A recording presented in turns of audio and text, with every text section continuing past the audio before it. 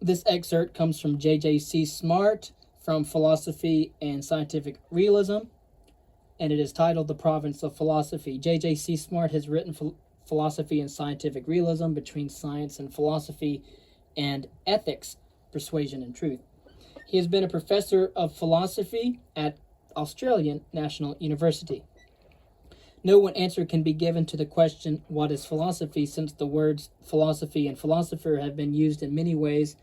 Some people, for example, think of philosophy as offering the consolations of a religion, and of the philosopher as a man who receives with equanimity the buffetings of life. This has very little to do with the way in which academic people, including myself, use the word philosophy. I do not feel particularly unqualified to be an academic philosopher because I am not philosophical when I am bowed out first ball at cricket.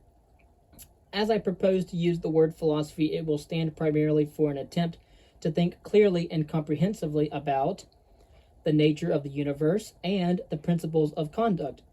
In short, philosophy is primarily concerned with what there is in the world and with what we ought to do about it. Notice that I have said both to think clearly and to think comprehensively. The former expression ties up with the prevailing conception of philosophy as linguistic or conceptual analysis, and the latter ties up with another common conception of philosophy as the rational reconstruction of language so as to provide a medium for the expression of total science.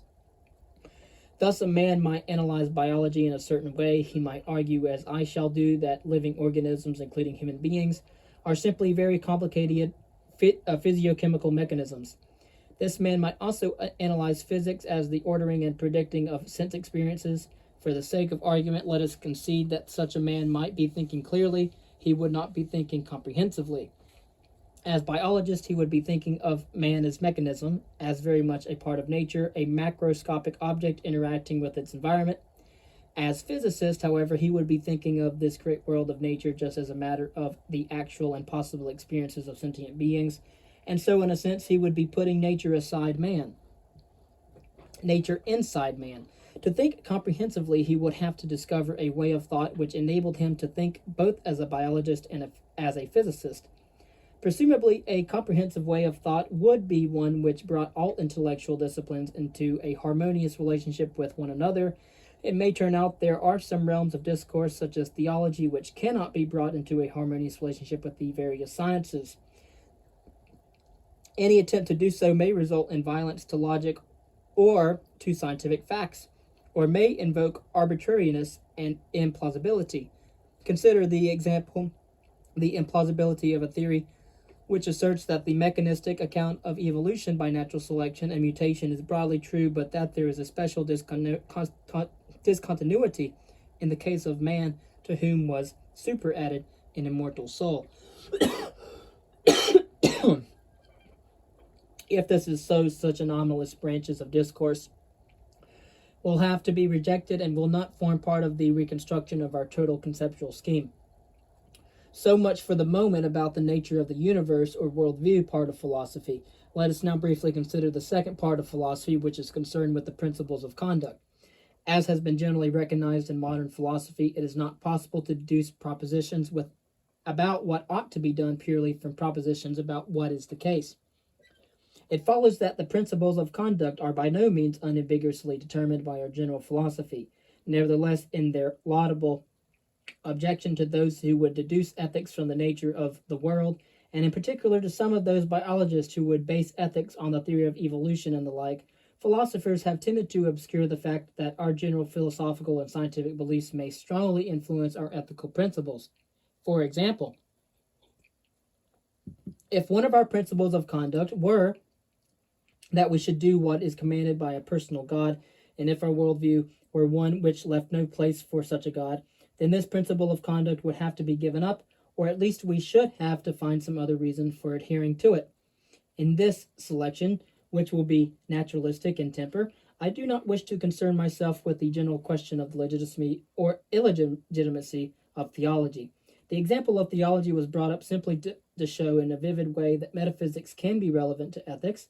We must certainly not jump from the impossibility of deducing ought solely from is to the untenable position that our general philosophical and scientific views have no bearing on our ethical ones.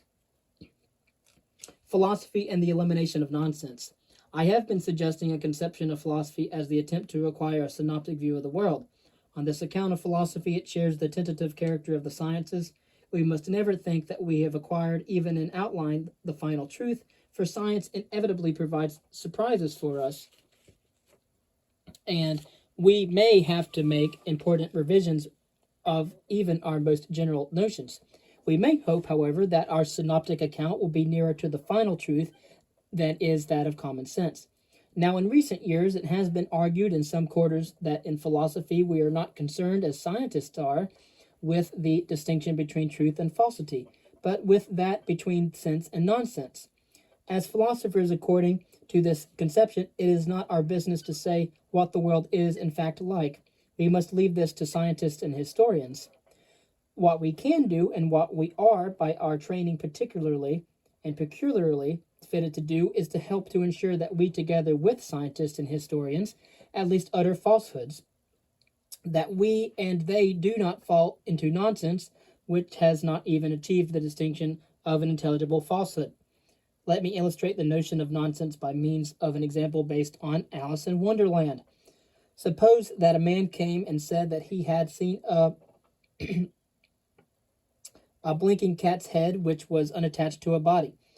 I should be disposed in this case to disbelieve the man and to say that what he told me was false. I should feel that I understood him, that I knew what it would be like for such an event as he reported to occur, but I did not believe that any such event ever had or would occur. His report would contradict various secure beliefs that I possessed, particularly in the field of animal physiology. Now, let us suppose that the man had reported not that he had seen a cat's head by itself, but that he had seen simply a grin by itself. Not even a grinning mouth unattached to a head, but simply a grin all on its own. In this case, I should not know what was meant at all. I should not be disposed to say that I understood what the man said, even though I disbelieved in the truth of his report. I should say rather that what he said was nonsense, neither true nor false, and so I could not even disbelieve him. Now it is indubitable that there are sentences which have appeared to be meaningful and which nevertheless have turned out to be nonsense. I shall mention one such sentence in a moment, and so even though the remarks of traditional philosophers say about the famous trio of topics, God, freedom, and immortality, may not be obvious nonsense like the report of the catless grin, they may be nonsense all the same. Here's a sentence couched entirely in the respectable terminology of pure mathematics, which at first sight may appear to some readers, assuming that they have not encountered it before, to be perfectly meaningful, though perhaps rather dry and abstract. It was first concocted by Bertrand Russell and is called Russell's paradox. The sentence is, quote, "The class of all classes not members of themselves is a member of itself," end quote. There appear to be plenty of classes of objects which are not members of themselves. The class of criminals is not a criminal. The police do not have to seek the class of criminals after they have arrested all criminals. And the class of football teams in the league is not a further football team. Most classes, therefore, appear not to be members of themselves. But some classes do appear to be members of themselves. Certainly the class of classes does. For is not the class of classes a class? It would therefore seem to be perfectly intelligible to pose the question of whether the class of all classes not members of themselves is or is not one of those classes which are members of themselves. Unfortunately, this question admits neither the answer yes nor the answer no. For if the class of all classes not members of themselves is a member of itself, then it follows that it is one of those classes which are not members of themselves. And if it is not a member of itself, then it is a member of itself. Either way, we get a contradiction. So it follows that we can consider and neither say that the sentence, "the class of all classes not members of themselves is a member of itself," expresses a truth, nor can we say that it expresses a falsehood. We are forced to conclude that it is meaningless. The above paradox is particularly important and instructive because it shows how unsuspected possibilities of nonsense can break out even in the rigorous and austere terminology of mathematics. For those readers who may not find abstractions about classes to their taste, I shall mention a similar, though less important paradox, which may be even more succinctly stated. Consider the sentence, quote, "This sentence is false," end quote. The sentence is about itself. Is it true or false? It can be neither, because if it is true, it is false, and if it is false, it is true. It is important to note that the above paradoxical sentences are not mere contradictions. You can assert the negation of a contradiction. That is, a contradiction is just plain false. 2 plus 2 equals 5 is a contradiction, and so 2 plus 2 does not equal 5 is a truth. Contradictions have their uses, for they occur in proofs by reductio ad absurdum. If you can deduce 2 plus 2 equals 5, then you can normally deduce that the negation of one or other of the premises is true. I have said normally here because it is important to use reductio ad absurdum methods only when you are reasonably sure of the meaningfulness of the sentence you are trying to prove. If the sentence you are trying to prove is meaningless, it may be like one of the paradoxical sentences above, and you may be able to deduce a contradiction both from it and from its negation. In which case, the deduction of a contradiction from its negation does not ensure its truth. This consideration may be of interest to some readers in that it may throw light on the fact that certain mathematicians, the so-called intuitionists, reject proof by reductio ad absurdum in circumstances in which classical mathematicians do not. It is, of course, the case that there are sentences which classical mathematicians regard as meaningful and which the intuitionists hold to be meaningless. The sort of possibility of nonsense to which I have been drawing attention in the last few paragraphs is a subtle and insidious one. Nonsense of a sort has always been recognized. Consider, quote, "I married a prime number, and virtue is triangular." It is an insight of the last 50 years, though foreshadowed by the philosophically subtle humor of Lewis Carroll, that there can be important and non-obvious possibilities of nonsense. This insight was generalized by Wittgenstein and by those much influenced by him into a complete philosophy of philosophy. It is clear that some technique for recognizing non-obvious nonsense is highly desirable, and I should agree that the development and application of such a technique is at least part of the task of philosophy. How does this connect up with my conception of philosophy as the development of a synoptic outlook? Can the elimination of nonsense change our worldview? At first sight, the answer to this is in the negative. If the nonsense really is nonsense, it cannot form part of a worldview, even a false one. So it looks as though elimination of nonsense removes dead wood but does not affect the living branches of our knowledge. This answer is, however, too hasty. It may well be that by using nonsensical premises in addition to a set, or for example, set A of meaningful ones, we may be able to deduce a set B of meaningful sentences which are not deducible from set A alone. I shall now show how to deduce the false but meaningful sentence, quote, "The moon is made of green cheese," end quote, from the nonsensical sentence, "This sentence is false." Let us represent the sentence, "This sentence is false," by the symbol capital S for short. From "this sentence is false," we can deduce "this sentence is not false." That is, from S, we can deduce not S. However, from S, we can deduce S or "the moon is made of green cheese." But not S, which we have already deduced, together with S or "the moon is made of green cheese," enables us to deduce "the moon is made of green cheese." Thus, given the nonsense, "this sentence is false," we can deduce that the moon is made of green cheese. We have been able to do this because the nonsense in question issues in a contradiction, and from a contradiction we can, by the method of the last paragraph, deduce any sentence whatever. It is not obvious, however, that all nonsensical sentences issue in a contradiction. Some seem so far off the rails of meaningful discourse that it is not even possible to use them to demonstrate their own senselessness. Thus, it is not obvious that "I married a prime number" or a bodiless grin appeared in the room issue explicitly in contradiction.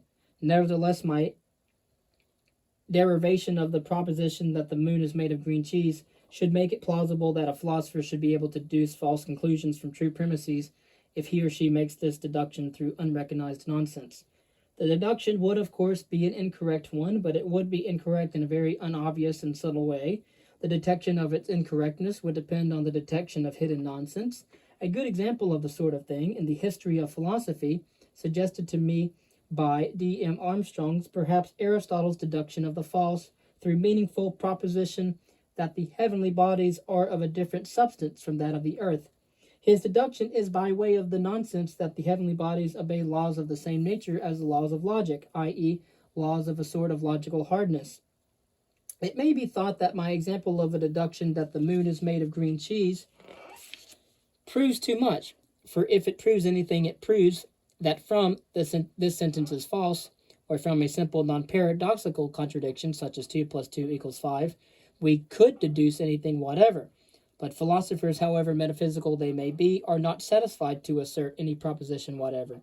There are some propositions which they wish to assert, and there are other propositions which they wish to deny. A system of thought which harbored a contradiction would, on the contrary, degenerate into the happy assertion of anything whatever. So to this objection we must reply that in practice a system will degenerate in this way only if the contradiction is detected. If the contradiction is not detected, it cannot in practice provide a route for the deduction of any proposition whatever. It is like a way out of a prison which is quite unknown to the prisoners. As far as they are concerned, it might as well not exist, and the bolts and bars do not lose any of their effectiveness. I conclude, therefore, that it must not be supposed that the view that philosophy consists only in the elimination of nonsense implies the proposition that philosophy has no effect on our worldview. It may cause us to shed some of our beliefs about the world because it may enable us to see that we have accepted these beliefs only on the strength of a fallacious deduction through a nonsensical part of language.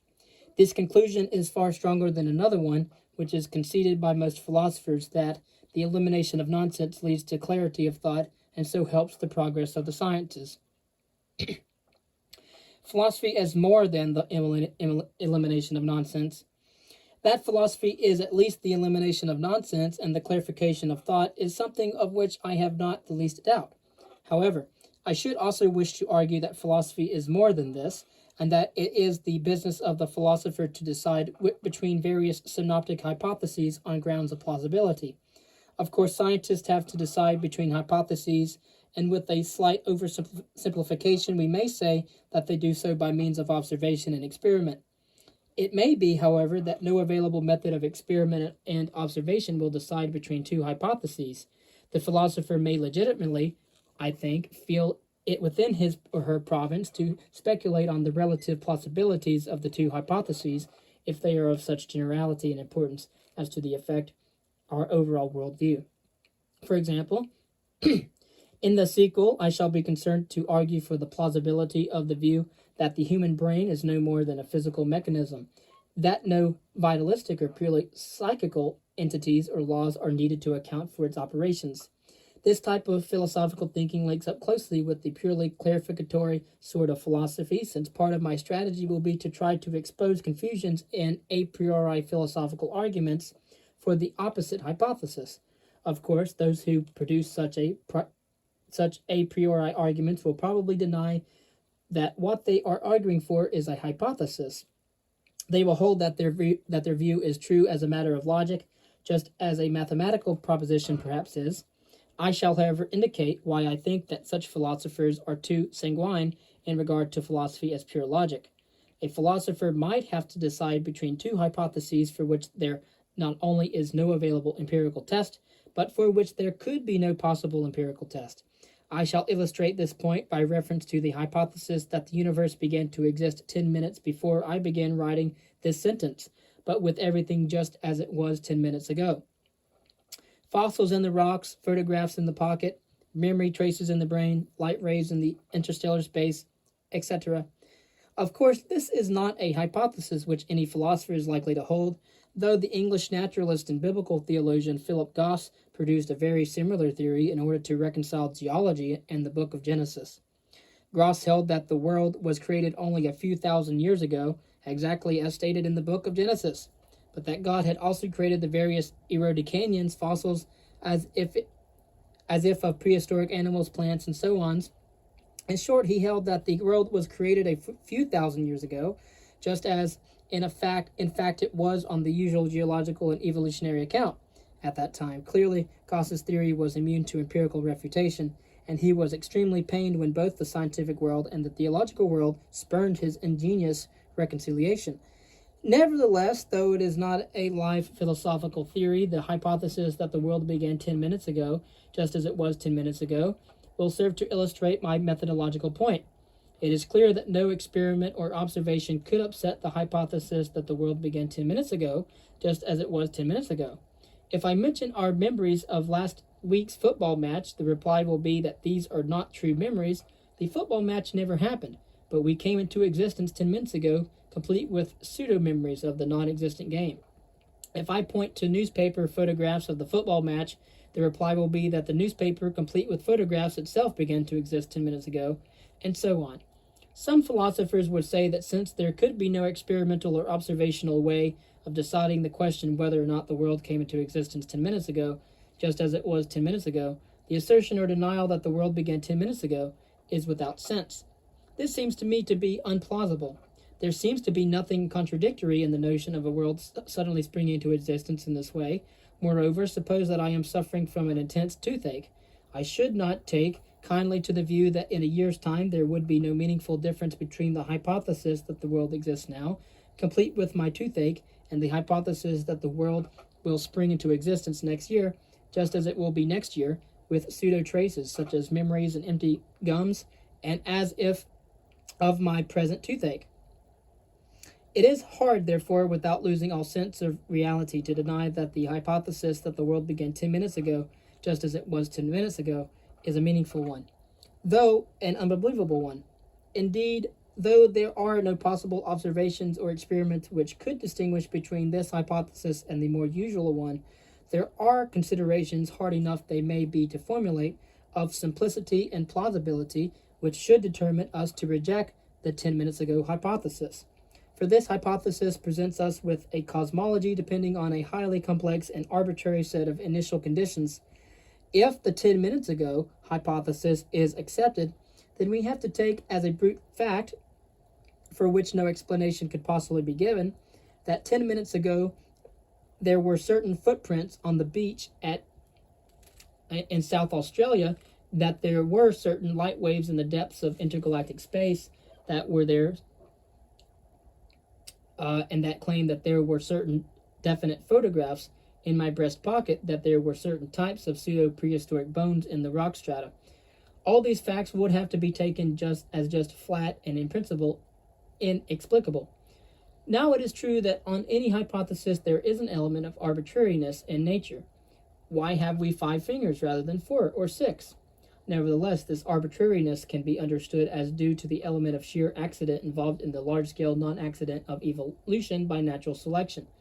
This arbitrariness and other sorts of arbitraries, such as the occurrence of hard rocks here and soft rocks there, of blue stars here and red stars there, is on the normal hypothesis that the world has existed for a very long time, much that we should expect.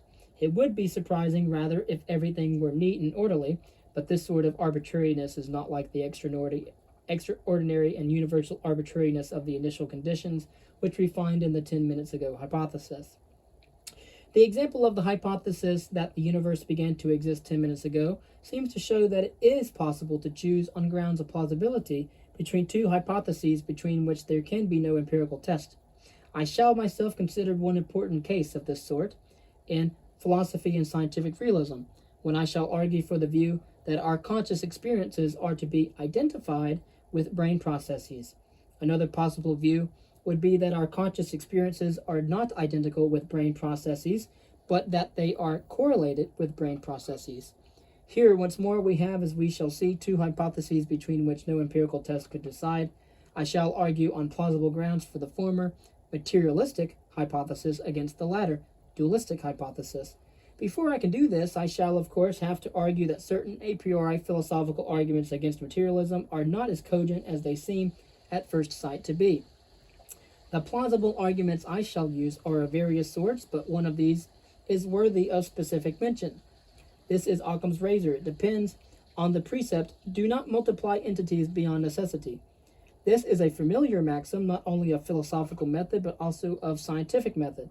For example, if biochemical reactions will explain certain phenomenon of cell growth, then there is no need to postulate, in addition to the biochemical reactions which we know to occur anyway, a life force or some irreducibly biological law of nature.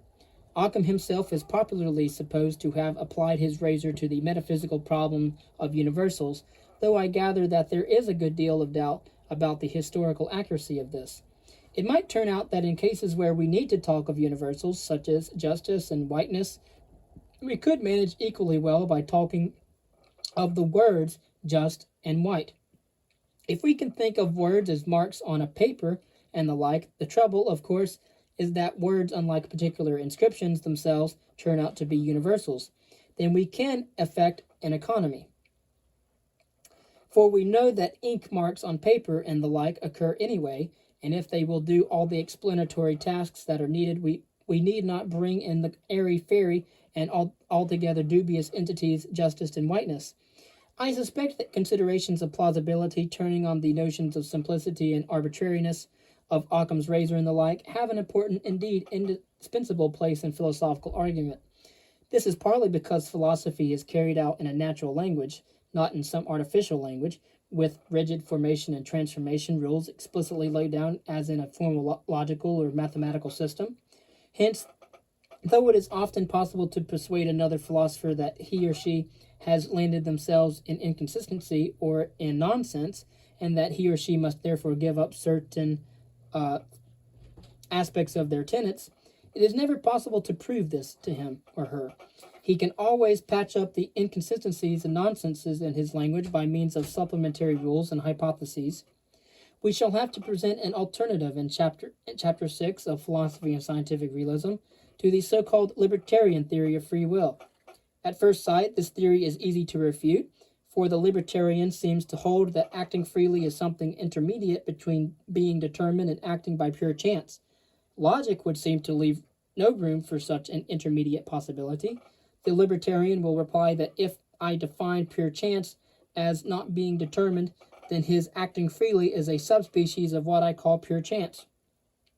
This subspecies is not properly pure chance, but consists in acting from reasons, not from causes. I then replied to the libertarian with the shock and the stock philosophical arguments showing that reasons are not a sort of para-cause, and that acting from reason is not incompatible with acting from causes.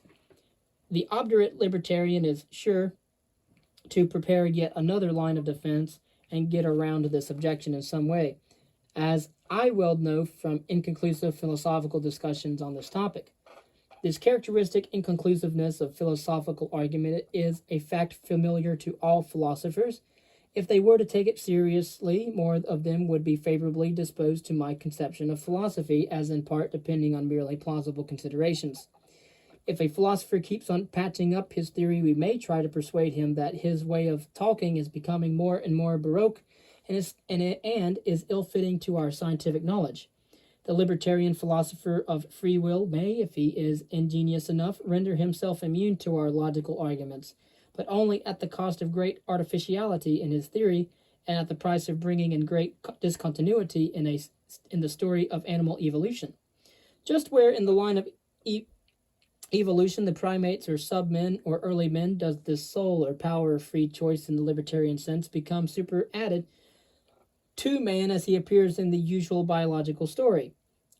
It would moreover have to be a very special creation. It is impossible that the evolution of such metaphysical entity could be explained in the usual mechanistic terms, natural selection acting on gene pools, a gene being a complex nucleic acid. Of course, if the philosopher is happy with the baroque quality of his theory and with its artificiality to fit with total science, then there is no more to be done. In many cases, however, plausible considerations of the sort I have suggested may have a persuasive force that purely abstract considerations of consistency and the like may not have. With ingenuity, these last can be gotten around, but if the methods of getting around them have to be supplemented every century or every decade in order to take account of advances in sciences, then it will be a very romantically minded philosopher who will not begin to feel uneasy. Synoptic philosophy and man's place in nature.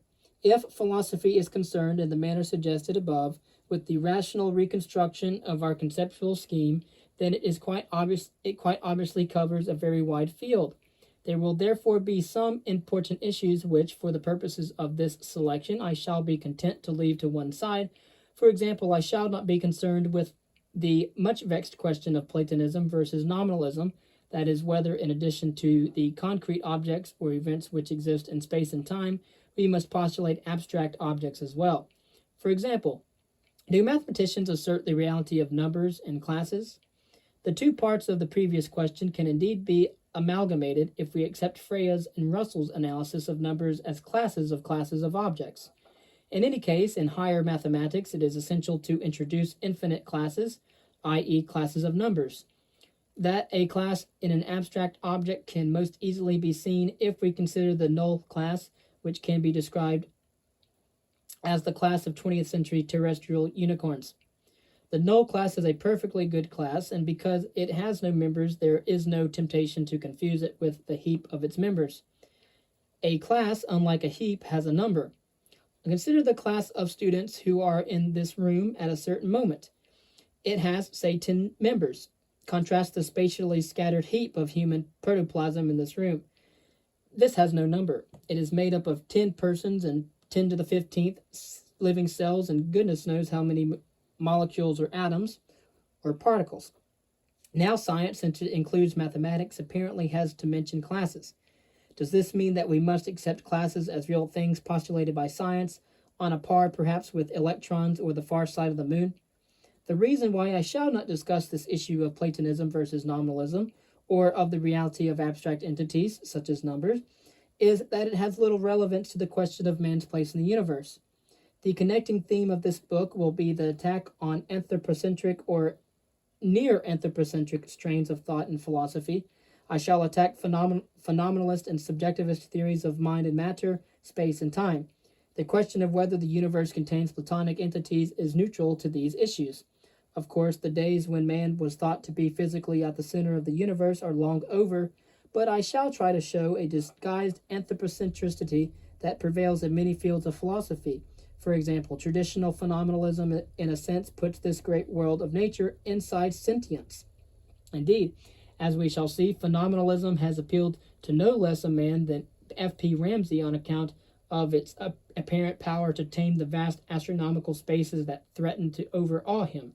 Moreover, I shall be concerned to refute the more recent phenomenalism, not of tables and chairs, but of electrons and protons, which has attempted to deny the full-blooded reality of the submicroscopic world, i.e., of objects of an order of magnitude very much smaller than those of macroscopic or roughly man-sized objects. In later chapters, I shall attack anthropocentricity in prevailing theories of the secondary qualities and of consciousness, and I shall be concerned to put man in his place by defending the view that he is nothing more than a complicated physical mechanism. The ground for this part of the book is prepared by a chapter on the relations between physics and biology. The chapter on space and time might be thought to be outside the scope of the book, but the reader will, if he or she perseveres, discover that even in such notions as of past, present, and future, there is a concealed anthropocentricity.